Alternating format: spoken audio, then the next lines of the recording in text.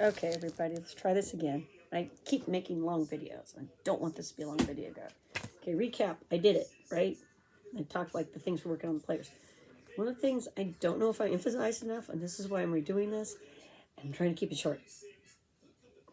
Let's cross your fingers. Okay. So we put this on here because we wanted them to use first person. But if you look,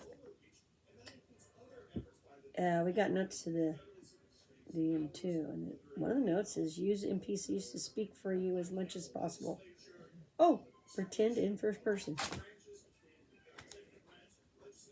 Oh, is DM already doing that? Well, yeah, actually, DM's already doing that 99.9% of the time. Okay.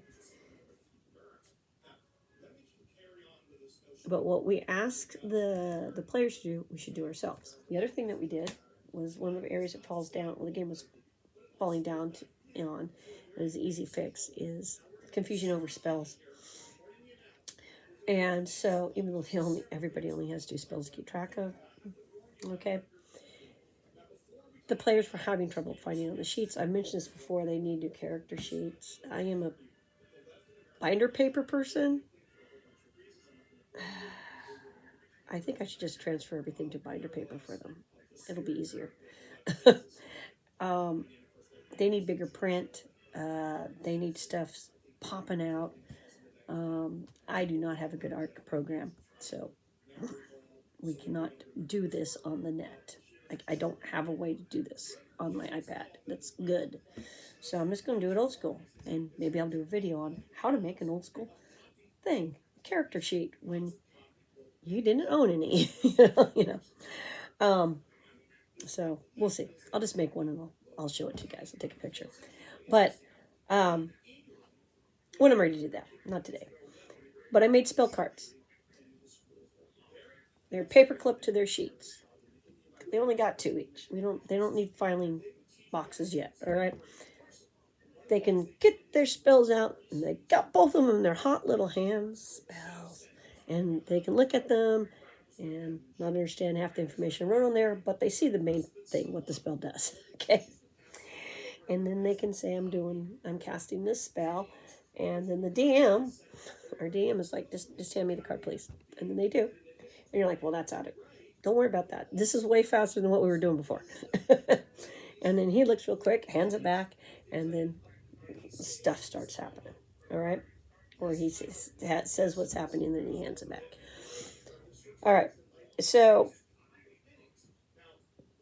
it's important to understand how to speed up the game, how to slow down the game, and where you are driving 50 miles per hour and then not slowing for that speed bump, hitting that speed bump, and crashing your car. Or a car wreck. A lot of the games I see on the net are car wrecks. Probably a lot of games I've been in were actually car wrecks. All right, so we're looking at, okay, what's one thing we can do to change some aspect of the game? Well, we put a couple notes on here, simple things for the players. That's a thing to change. Put some notes on the inside to help the DM. Simple thing to change for the DM. And we made some spell cards to facilitate a change. Now, next change, it's going to have to be combat. We're going to have to do something about the combat. It was a slog. It was painful. It was painful for everybody. And that took the fun away. At some point, it took the fun away. So that's one thing. Another thing is a system I used when I DM. I think would benefit the current DM. So, I'll ask him if he wants me to do what I did before, what I've done in the past. You can do sticky notes, you can do 3x5 cards. I'm a 3x5 card babe. It gives me a toolbox. Got my little 3x5 cards for my player character. I got my 3x5 cards for my when I'm DMing, for my monsters and NPCs and things. And then I have stuff prepped, even generic stuff that I can just pull and can go like, okay, I need 3 peasants. Here's my peasant card. And then it's got the basic generic peasant, and then I either buff the peasant up or buff the peasant down for what I want the peasant to do and be. It's real simple. And then I always have the thing to go.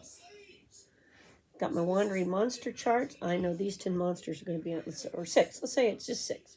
I got 6 monsters that could happen, right?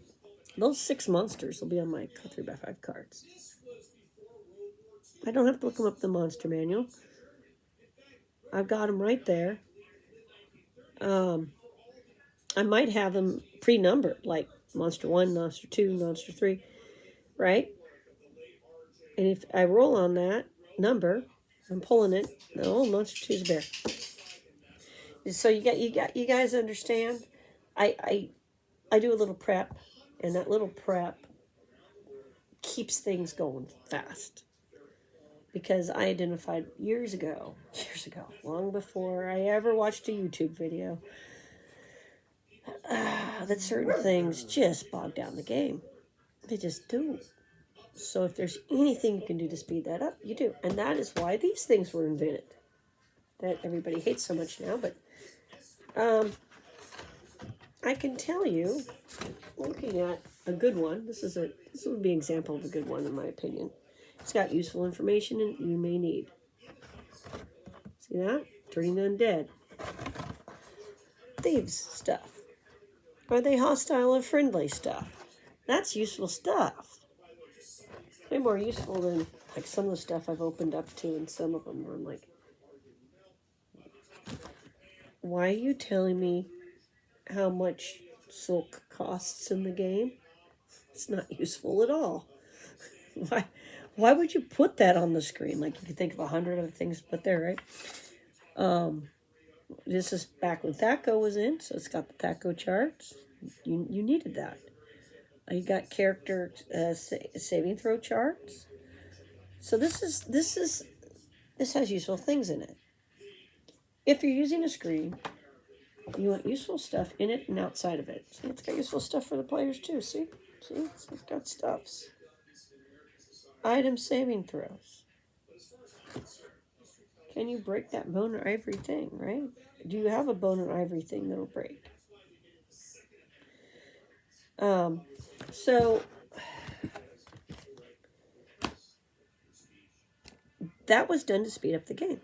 So people weren't doing this thing, which is in the player's handbook or is it in the Dungeon Master's guide? Because I'm telling you, I remember everybody having to look stuff up. I remember games coming to a complete stop, particularly in high school. And I know we had it happen when we were playing 3 a few times, and that's when I went to I got to do something about this. And that's when I went to, were we playing 3? Or we were playing 2E, because we have this. I haven't found a 3E. And we may have been playing 2E. We may have missed 3. I've been thinking I played 3, but I haven't found a 3E. Not all of our D&D stuff was toasted. And a lot of these things were in another box. They were in another room.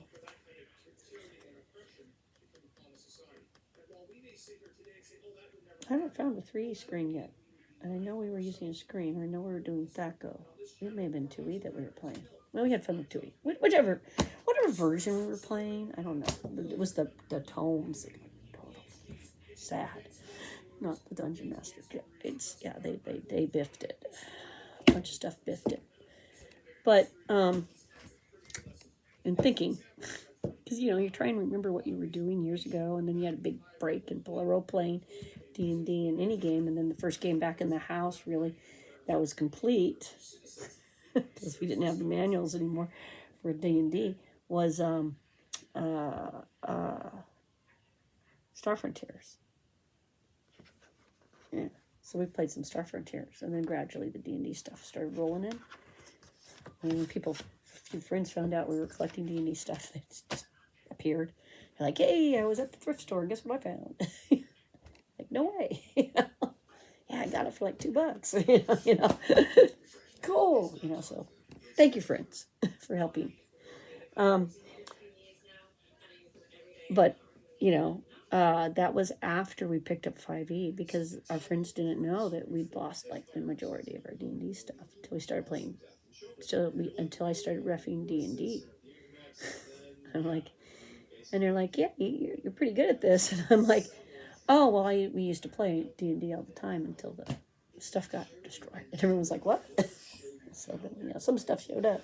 But we had a lot that we had to keep replacing, and then we just started adding as well. I am missing a book. I know I that was one of the books that's damaged but not destroyed. There's somewhere. It's a dwarf one. Got the dwarves in it. But yeah, we started identifying problems in 3E or 2E or whatever we were playing. Where the party had so many. It was so sketch, our party. Oh yeah, things that happened in that campaign. It was a campaign, different dungeon masters. But yeah, that version of the game is when I started using 3x5 cards. So when I picked up with 5e, I started doing the same thing. And where I felt it would be useful, or sticky notes, tabs. It depended on the thing. Sticky notes. I mean, if I can just, if I'm going to be looking at the adventure, and all I like to do is put a sticky note in the adventure. Well, I'm just going to stick a sticky note in the adventure. So, it's those kind of things that speed up your game and help smooth out so you don't have the big boom. Oh, we have a blowout in the game. Quick, change the tire, because it's going to take that long to get the game back on track. It seems like, it feels like anyway. It probably is. And then when I started watching videos recently, because people were critiquing videos, I'm like, nah. And then they have live streams and stuff. So I'm never going to tell you guys, you're doing it all wrong, blah, blah, blah, blah. That I don't think that's helpful. What I do think is helpful is asking you to take a step back and think about all the times that the game's come to a screeching halt, and really assess what was going on there. Was it really the role player's fault? Were you not prepared for something that you should have been, and that you could have been? Did something totally go left field, unexpected, and is this going to be a problem? And then, is there anything you can do to mitigate those things? Anything. Just dice rolls. When I mean dice rolls, I mean dice rolling, how you do it. There's things I do that nobody else at the table does, because I'm going to kill two birds with one stone. I'm going to multitask my dice rolls. I'm going to do this. I'm going to do that.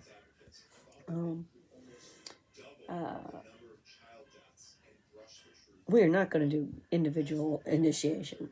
Not initiation, but initiative is the word I'm looking for. Initiative. We're not doing that. No.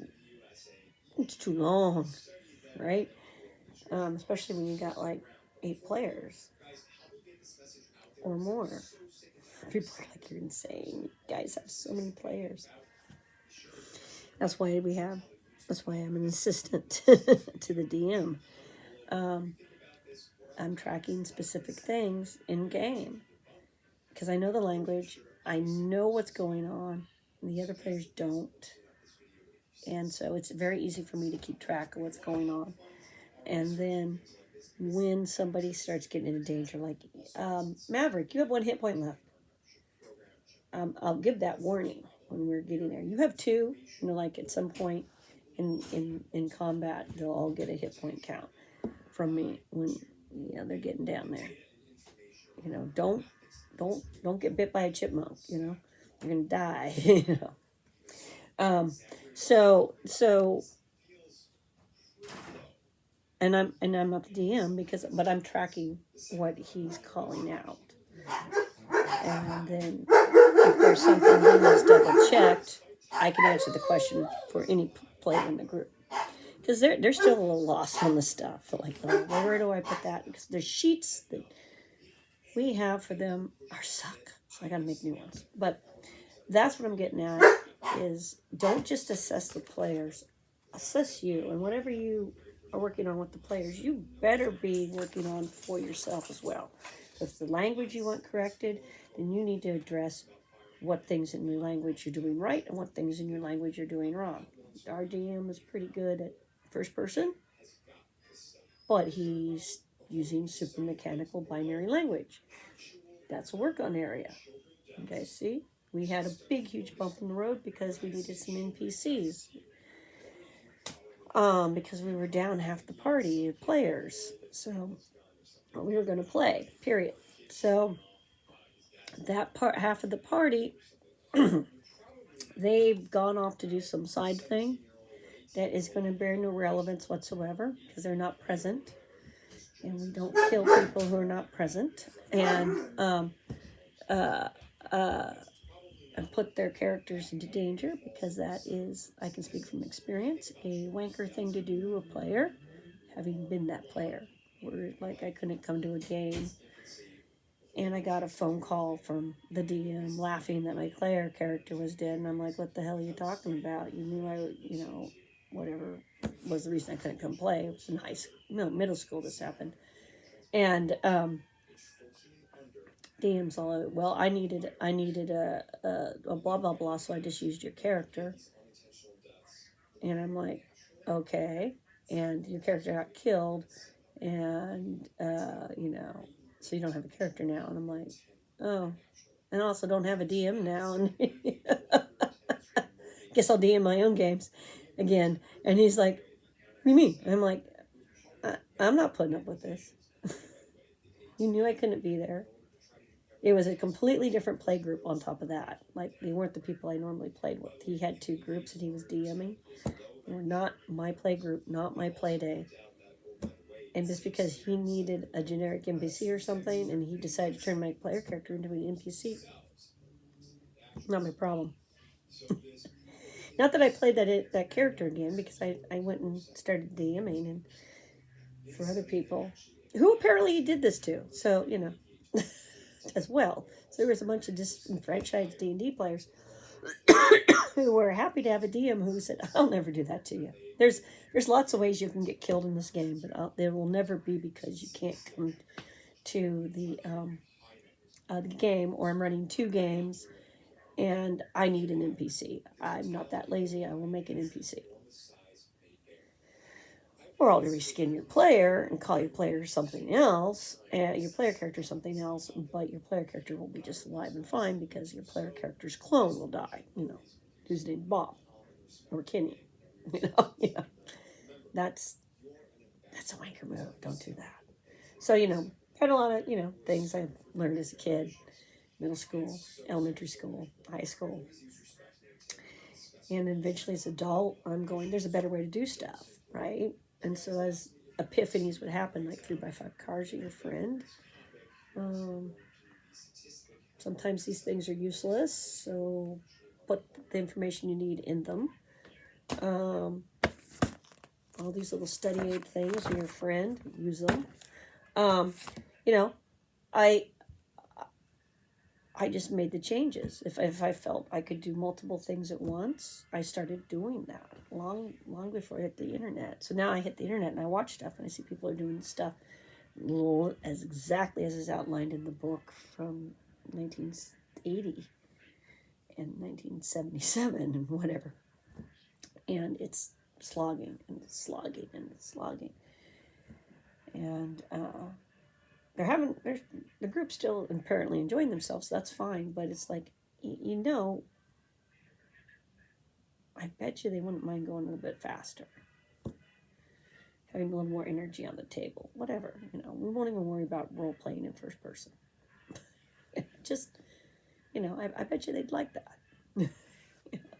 Well, I bet you they'd like to get more done in 4 hours, So, I'm just I'm just saying. And I'm usually on a time crunch when I actually DM. So I actually don't talk like this on DM. I'm rambling too long, and I'm going to stop now. But yeah, think about that. What you as the DM or the ref is doing that's crashing the car?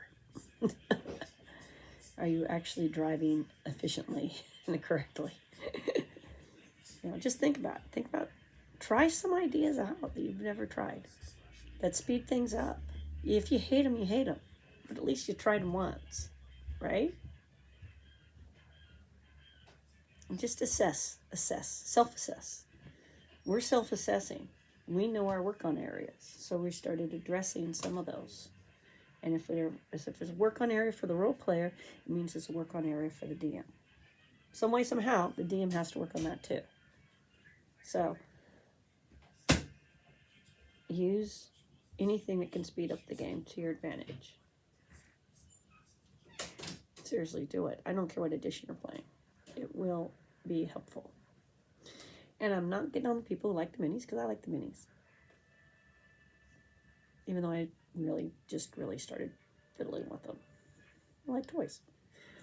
But they're not necessary. They're not. Not at all. Just depends on what you want to do. So just because the game says buy it doesn't mean you need to. Just saying. All right, everybody, have a great day, and like, subscribe, comment. Let me know what you think. I rambled too long, but it's just not 40 minutes, so that's improvement. Let's talk to you later. Bye.